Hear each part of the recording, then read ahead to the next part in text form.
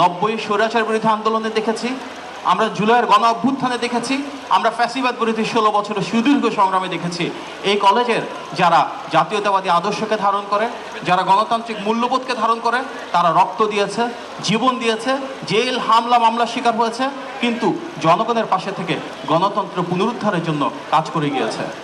আজকে অনুষ্ঠান যারা আয়োজন করেছে আমি দেখে খুব খুশি হয়েছি যে এখানে রিয়াজ ভাই, রওশন ভাই, আয়ুব ভাই, শামীম ভাই সহ আমাদের অনেক ছাত্রনেতা রয়েছে যারা প্রত্যেকে গণতন্ত্র পুনরুদ্ধারের সংগ্রামে অবিচল থেকে মানুষের জন্য কাজ করে গেছে।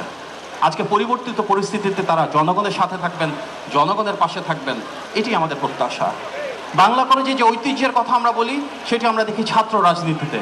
আজকে আমার এখানে অনেক ছোট ভাইরা রয়েছে বাংলা কলেজে যারা বর্তমান কমিটিতে রয়েছে, পূর্ববর্তী কমিটিতে ছিল, তাদেরকে আমরা দেখেছি কিভাবে মহানগর পর্যায়ে, জাতীয় পর্যায়ে ছাত্রদল, স্বেচ্ছাসেবক দল, যুবদল, বিএনপি সহ মূলধারার সাংগঠনিক কাঠামোতে অত্যন্ত গুরুত্বপূর্ণ ভূমিকা রেখেছে।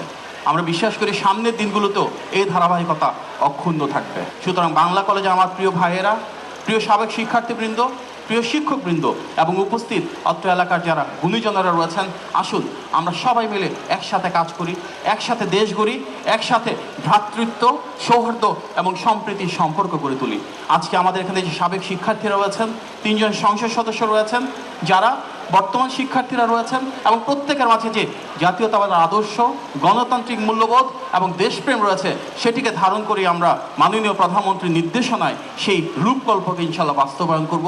আসুন আমরা সবাই মিলে নির্বাচিত সরকারের হাতকে শক্তিশালী করি, এই বাংলাদেশকে একসাথে গড়ে তুলি। আমরা সবাই মিলেই আগামীর বাংলাদেশের ধারক হিসেবে আমরা জনগণের যে আকাঙ্ক্ষা সেটিকে প্রতিপালনের মাধ্যমে নিশ্চিত করব সাম্য, মানবিক মর্যাদা এবং সামাজিক সুবিচার।